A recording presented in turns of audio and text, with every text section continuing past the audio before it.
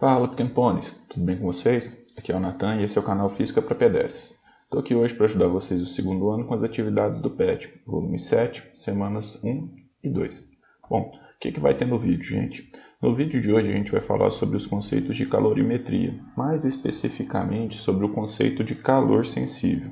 Depois a gente vai falar de calor específico de um material, fazer 3 questões, depois falar de capacidade térmica e fazer as outras 2 questões.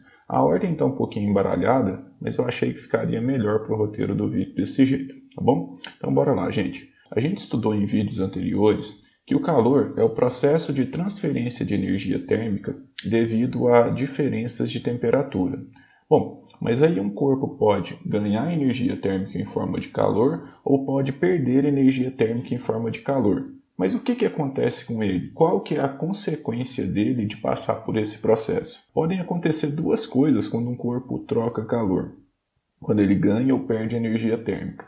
Uma delas é mudar a sua temperatura e a outra delas é mudar o estado físico. Então, quando eu coloco, por exemplo, um copo de água próximo a um fogo, o fogo vai começar a transferir energia térmica em forma de calor para o copo. E aí pode acontecer 2 coisas. A primeira e talvez mais óbvia é que o corpo começa a aquecer, ele começa a aumentar a temperatura dele gradativamente. E outra coisa que pode acontecer é esse corpo começar a mudar de estado físico, começar a mudar de fase. Nesse caso, passando do estado líquido para o estado gasoso. É importante a gente entender que em substâncias puras, esses 2 processos eles não acontecem simultaneamente. Ou o corpo está passando por uma mudança de fase, ou o corpo está mudando a sua temperatura. E aí o calor recebe um nome diferente dependendo do que acontece com ele. Quando ele muda de temperatura, esse calor recebe o nome, esse processo recebe o nome de calor sensível. Quando ele muda de estado físico, esse calor recebe o nome de calor latente. O foco do vídeo hoje vai ser essa etapa aqui, vai ser a etapa de mudança de temperatura, vai ser a etapa do calor sensível. Tudo bem? Então, os 2 processos não acontecem simultaneamente. Ou o corpo está mudando de estado físico, ou o corpo está mudando de temperatura. Tá bom? Bom, só para a gente entender melhor, vamos pensar que a gente tem gelo a menos 20 graus Celsius e agora a gente colocou ele recebendo o calor do sol. Tá bom? E aí o que vai acontecer com ele? Bom, você vai falar que ele vai derreter. E a verdade é que ele derrete, mas antes disso ele apenas muda a sua temperatura, até atingir a temperatura que a gente chama de temperatura de fusão, a temperatura que ele derrete. Então, primeiro ele passa por um processo 1, mudando apenas sua temperatura, mas não mudando em nada o seu estado físico. Quando ele chega a 0 graus Celsius e continua recebendo calor, aí sim ele vai parar de mudar a temperatura e vai começar a mudar de estado físico. Nesse caso agora, a temperatura não varia e apenas o estado físico varia. O gelo começa a virar água, mudando de fase, e nesse processo a temperatura se mantém a 0 graus Celsius. A temperatura para de variar. E aí, se eu continuar fornecendo calor, ele vai continuar derretendo até que ele se derreta totalmente. E até que ele se derreta totalmente, a temperatura não varia. Variou o estado físico, não varia a temperatura. Continuando fornecendo calor, aí agora sim ele vai mudar a temperatura, mas vai manter o seu estado físico. Então ele vai variar a temperatura e ele pode variar essa temperatura até 100 graus Celsius. Se ele chegar a 100 graus Celsius e continuar recebendo calor, aí ele vai passar por outro processo de mudança de fase. Um processo que a gente chama de ebulição.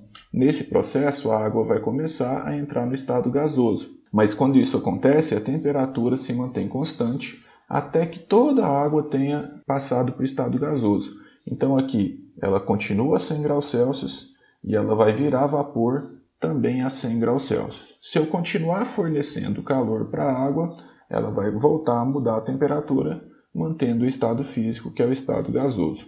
Tá bom? Espero que tenha ficado claro que quando muda a temperatura, não muda o estado físico, que quando muda o estado físico, não muda a temperatura. Isso acontece para substâncias puras, mas é o que a gente estuda basicamente no ensino médio, tá bom? Então entendam os 2 processos como os processos distintos e independentes. Beleza. Vamos falar então do calor sensível, o calor que está relacionado à mudança de temperatura, tá bom? Então, calor sensível, você tem que lembrar que ele está relacionado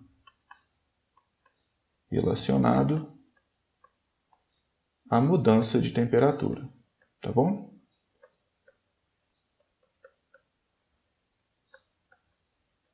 Beleza. Então, o calor sensível, ele acontece, né? Ele está associado a quando um corpo receber calor e o corpo usar esse calor para variar a sua temperatura, para aumentar ou diminuir o grau de agitação térmica das moléculas. É isso que é a temperatura, né? Uma medida da agitação térmica das moléculas. Beleza. Ele pode ser medido através de duas unidades diferentes, que é a capacidade térmica e o calor específico. As duas têm uma relação entre si, mas a princípio elas são diferentes. A energia térmica trocada em forma de calor, ela recebe um sinal. E esse sinal ele tem só uma interpretação física e não matemática. Quando a gente adota positivo para ele, um sinal de mais, significa que o corpo de análise está recebendo energia térmica em forma de calor. Quando o calor é negativo, quando o calor é menor que zero, isso significa que o corpo está perdendo energia ou cedendo energia em forma de calor, tá bom? Então, mais significa que o corpo está recebendo energia do ambiente, né? E quando o calor é negativo, significa que ele está liberando energia para fora do sistema, tá bom? Bom, vamos lá então falar de calor específico. O calor específico, então, é a quantidade de calor que precisa para que 1 grama de um corpo modifique 1 grau Celsius a sua temperatura. Então, o calor específico, frisando aqui, ele é uma característica do material, da substância que a gente está analisando, da substância. E é a quantidade necessária para mudar 1 grau Celsius, 1 grama desse material. Então, como que a gente calcula esse calor específico? O calor específico é a quantidade de calor necessária para mudar 1 grama, 1 grau Celsius a temperatura desse corpo. Então, só de você ver a unidade do calor específico, você vai perceber que ele é calor dividido por massa, dividido por temperatura. Calor específico, a unidade de calor específico é calorias ou joules dividido por grama ou quilograma vezes grau Celsius. Então, a unidade de calor dividido de energia, né, dividido por unidade de massa vezes a unidade de temperatura. Tá? Aqui talvez dê uma falsa impressão que o calor específico ele dependa da massa. Mas na real ele não depende. A massa do calor específico ela é fixada. Ela é 1 grama ou 1 quilograma, uma unidade fixa. Ela está aqui na fórmula, mas o calor específico não depende diretamente dela. Por quê? Porque, por exemplo, se a massa dobrar para a mesma variação de temperatura, o calor específico ele não aumenta. O que aumenta é a quantidade de calor que eu tenho que fornecer para que a temperatura varie. Por exemplo, quando a gente vai ferver água no fogão, se você colocar menos água, a água aumenta a temperatura mais rápido do que se você colocar mais água. Ou seja, o calor específico, a quantidade por grama de calor que você tem que fornecer para que 1 grau Celsius aumente, continua a mesma. Só que quando você aumenta a massa, você vai ter que fornecer mais energia térmica em forma de calor. Então, o calor específico é uma característica do material, da substância. Se a gente passar a massa e a temperatura multiplicando aqui, a gente vai ver que o calor que eu preciso fornecer ou retirar do corpo para ele modificar a sua temperatura depende da massa. Como assim da massa? Bom, se eu vou ferver um copozinho de água ou um copo maior de água, isso vai precisar de mais ou menos calor, né? Então depende da massa. Depende do calor específico. Como assim o calor específico? O calor específico é uma relação do material, né? Ele está relacionado ao material. Se eu for aquecer água ou se eu for aquecer algum metal, a mesma massa dos dois, vai ser mais fácil aquecer o metal do que aquecer a água. A diferença não está na massa e nem na variação de temperatura, e sim no material, nas características intrínsecas do material, tá bom? E a última coisa, e a mais óbvia talvez, é que a quantidade de calor que eu vou ter que fornecer depende do quanto eu quero modificar a temperatura desse corpo. Depende da variação de temperatura, tá bom? E aí fica bem mais fácil da gente lembrar da equação desse segundo jeito aqui. Por quê? Porque é só lembrar de macete, né? Qual? Q macete. Q é igual a massa vezes calor específico vezes variação de temperatura. Lembrando que a variação de temperatura ou a variação de qualquer coisa é sempre qualquer coisa final menos qualquer coisa inicial. Aqui uma tabelinha, né, que mostra alguns valores de calor específico. Dos metais em geral são valores mais baixos do que da água. A água ela tem um calor específico muito alto, o que significa que ela troca muito calor, né? Ela recebe muito calor para variar a sua temperatura em 1 grau Celsius. E é por isso que ela é utilizada em radiadores de carro para fazer a refrigeração dele, né? Para não deixar que ele aqueça muito. Então a água ela recebe muito calor e varia pouco a sua temperatura por ter um alto calor específico, certo? Então bora para a primeira. Descreva com suas palavras a diferença entre temperatura e calor e quais as suas unidades de medida. Bom, temperatura, numa escala microscópica, né, é a medida do grau de agitação térmica das moléculas. Eu fiz um vídeo, né, explicando temperatura e escalas termométricas. Vou deixar aqui no iCard para que vocês possam assistir e entender tudo direitinho, tá bom? Bom, quais são as unidades?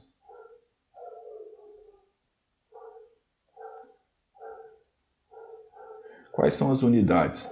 Pode ser medido em graus Celsius, em Kelvin ou em Fahrenheit, tá bom? Qualquer uma dessas 3 unidades é utilizada para temperatura. Lembrando que o Kelvin, né? O Kelvin é a unidade do sistema internacional, é a unidade padrão da linguagem científica, tá bom? Então, temperatura me diz o quão agitadas, quanto de movimento existem nas moléculas de um corpo, tá? E calor é um processo de transferência de energia, né? É o processo de transferência de energia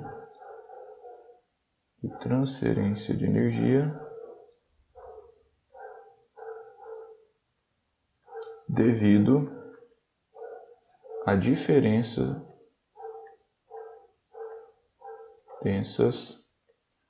de temperatura. Tá bom? Então, quando existe diferença de temperatura entre 2 corpos, aparece o calor. O que é o calor? É o processo de transferência de energia térmica.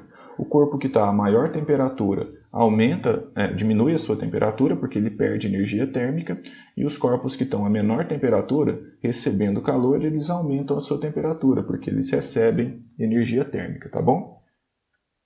Esse processo sempre acontece do corpo de maior temperatura para o de menor. Ah, Natan, mas e se não tiver diferenças de temperatura? Aí não existe calor, aí não existe processo de transferência de energia térmica. Fechou? Bom, bora para 2 então. Se vocês estão gostando dos vídeos, gente, deixa um joinha, compartilhe com os colegas, se inscreve no canal, ajuda muito e não custa nada, tá bom?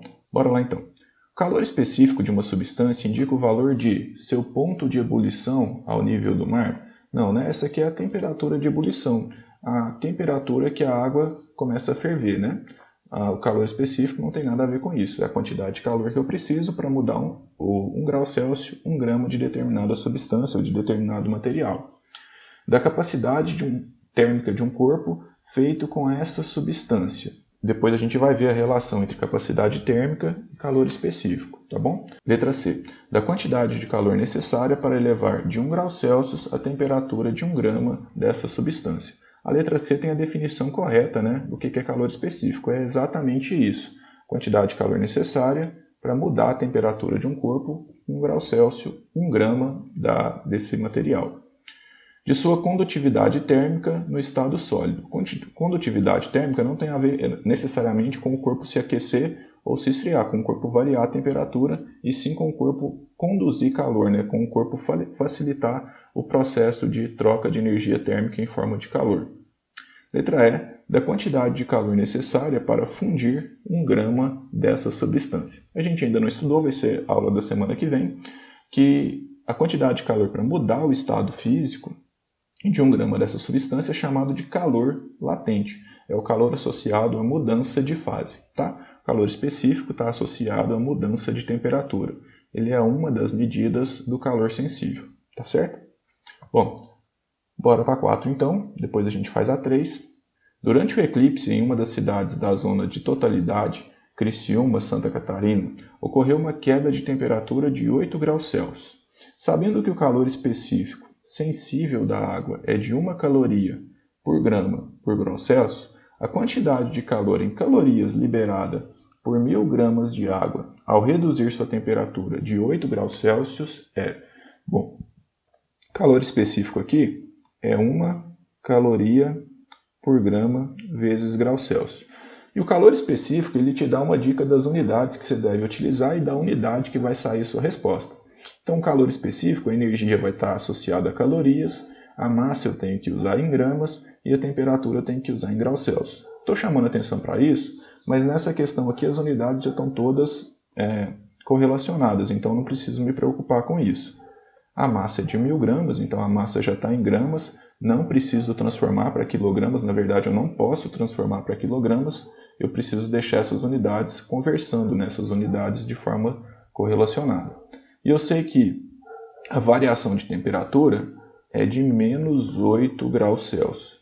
Se você não utilizar o sinal, vai estar certo, tá? Mas como ele falou que a temperatura está reduzindo, ou seja, que a temperatura final é maior que a temperatura inicial, e a variação de temperatura é temperatura final menos temperatura inicial, eu sei que isso vai ser negativo. Esse sinal de menos da resposta vai ter um significado meramente interpretativo, tá? Um significado físico e não matemático. Mas vou deixar aqui para a gente poder discutir, tá bom? Então aqui, ó, a quantidade de calor relacionada à mudança de temperatura, eu posso calcular ele como que macete, né? Que é igual a M vezes C vezes ΔT. M de massa, Czinho de calor específico e ΔT de variação de temperatura. A massa é 1000, o calor específico é 1 e a variação de temperatura é menos 8 graus Celsius. A gente tem então que o calor vai ser igual a menos 8.000 calorias. Bom, o que significa esse sinal de menos? Vamos lembrar? Quando é positivo, significa que o corpo está recebendo calor. Quando é negativo, significa que o corpo está liberando calor. Como na pergunta ele já perguntou a quantidade de calor liberado, ele já sabe que o sinal é menos, né? Então a quantidade de calor liberado é 8.000 calorias. Beleza? Bom, então agora vamos falar de capacidade térmica. Capacidade térmica a gente representa pela letra C maiúsculo e é como se fosse o calor específico, só que agora ele está associado ao corpo e não mais à substância. Ele está associado ao objeto e não mais à substância. Como assim, Nathan? Na hora que eu for definir capacidade térmica, vocês vão ver que é parecido. A diferença é que ele não tem uma massa definida, então ele pode ser para qualquer massa. Como assim? Quantidade de calor necessário para mudar 1 grau Celsius a temperatura de um corpo. Ou seja, se o corpo for maior, eu vou precisar de mais calor para modificar 1 grau Celsius a temperatura dele. Se o corpo for menor, eu vou precisar de menos calor para modificar 1 grau Celsius a temperatura dele. Então, isso aqui é específico de um corpo, de um objeto, como por exemplo um piano, uma cadeira, um violoncelo, um armário, e não do material madeira. Então, todos esses objetos aqui, se a gente for simplificar, né, são feitos de madeira. Então, todos eles teriam o mesmo calor específico, mas por terem massas diferentes, cada um deles tem uma diferente capacidade térmica.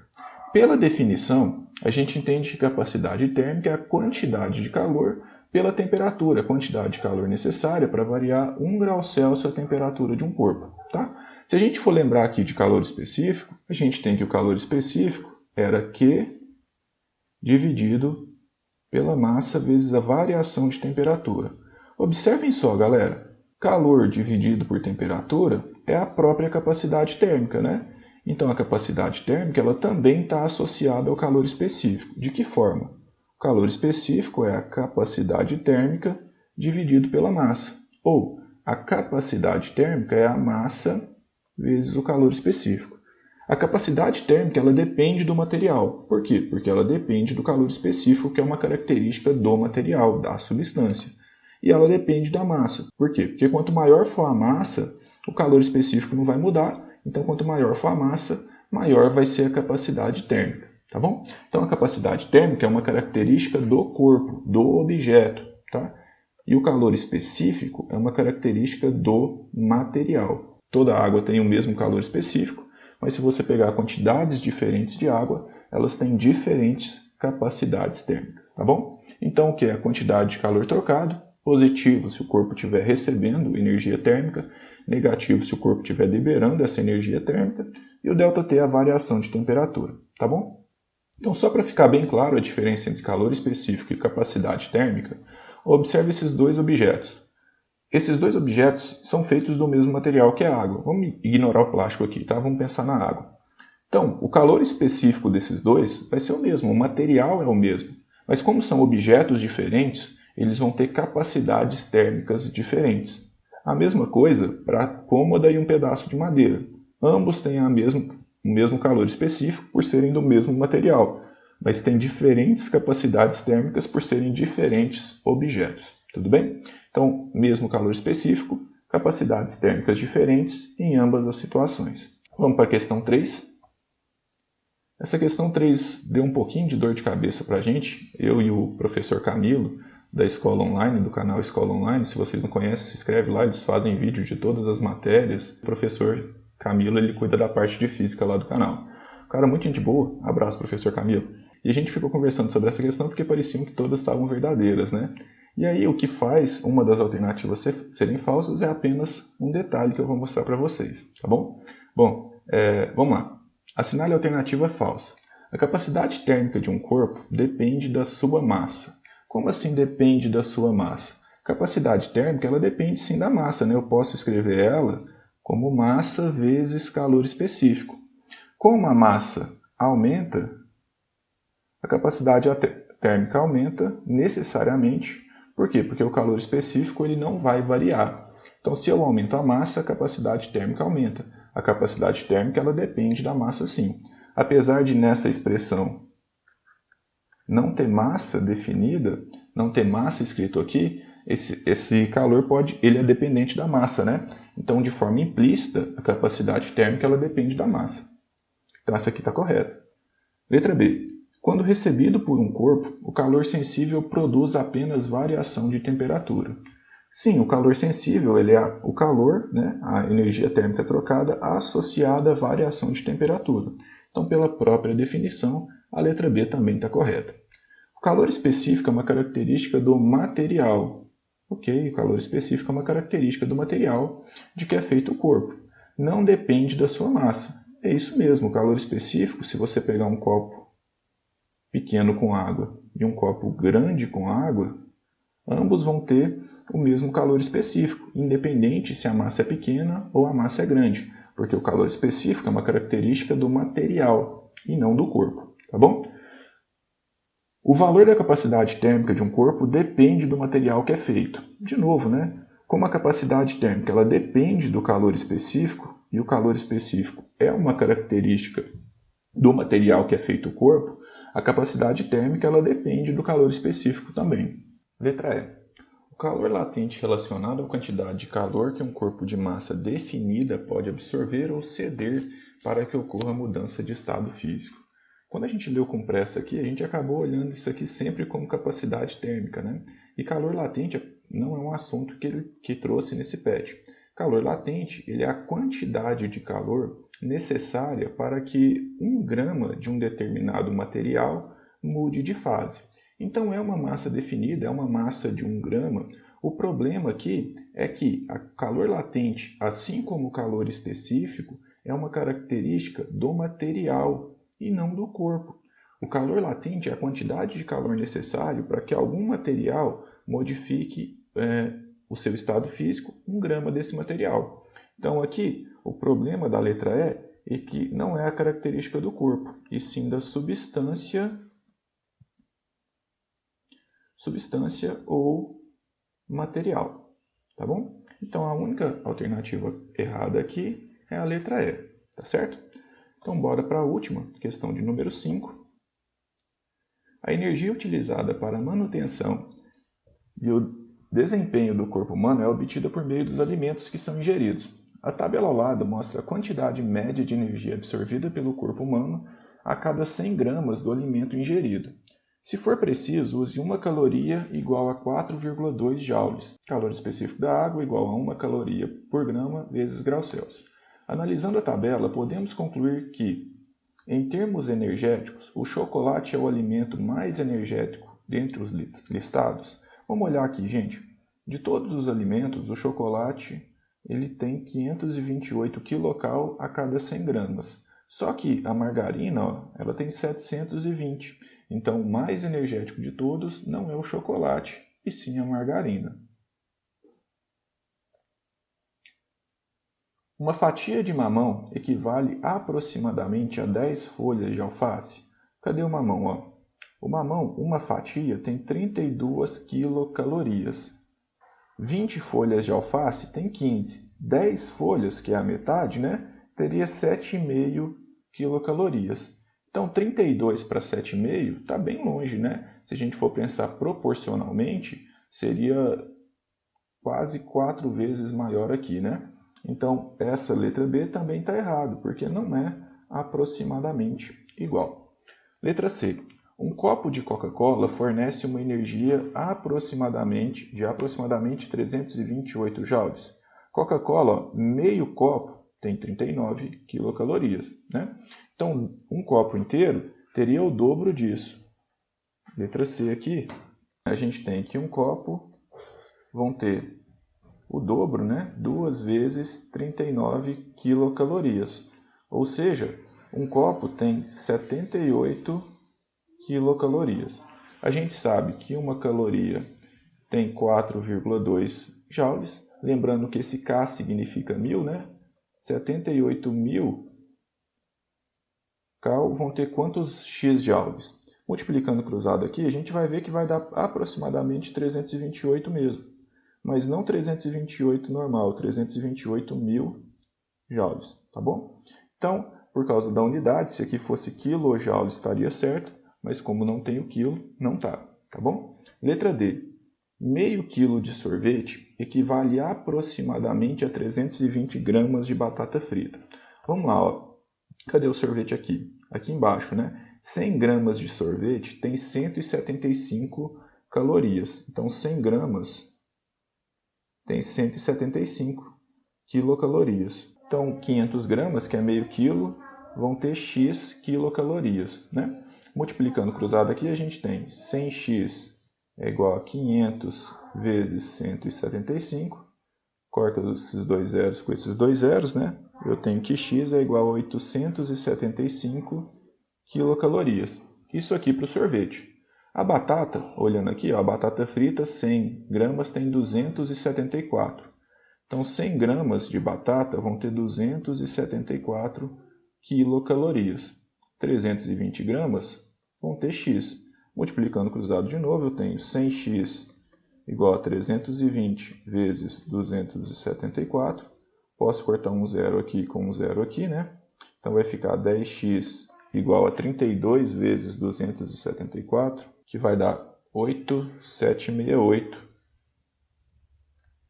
8,768. Dividido por 10, O 10 que está multiplicando vai passar dividindo, vai ficar mais ou menos 877 quilocalorias, que é um valor bem próximo dos 875 do sorvete, tá bom? Então, a letra D, ela está correta. Vamos dar uma olhada na letra E aqui, ó. Um sanduíche com 2 fatias de pão, 2 folhas de alface e 2 folhas de repolho equivale a 1 unidade de batata frita. Bom, o alface e o repolho quase não têm calorias, Olha só, o repolho cru tem 28 calorias, 10 folhas. Ele só usou 2, então tem pouquinhas calorias. 20 folhas de alface tem 15. Ele usou só 2 também, Vai dar 1,5 caloria. Então, basicamente, o que tem caloria no sanduíche é o pão. O pão aqui, que tem 270 calorias. A batata frita, uma unidade dela, olha só, aqui na tabela é 2 unidades. 2 unidades tem 274. que é um valor bem próximo ao do sanduíche. Mas uma unidade só de batata frita vai ter a metade, que é 137 calorias, que já está bem longe até do pão sozinho, né? Eu ainda vou aumentar o alface e o repolho, que não aumenta quase nada, mas o valor vai ser praticamente o dobro, tá bom? Então a letra E está errada porque equivaleria se fosse 2 unidades de batata. Uma só, a batata vai ser menos calórica do que o sanduíche, tá bom? Resposta correta, letra D. Galera, então é isso o vídeo de hoje, espero que vocês tenham gostado. Se gostou, se inscreve no canal, deixa o joinha para ajudar e a gente se vê semana que vem. Forte abraço, pessoal. Tchau.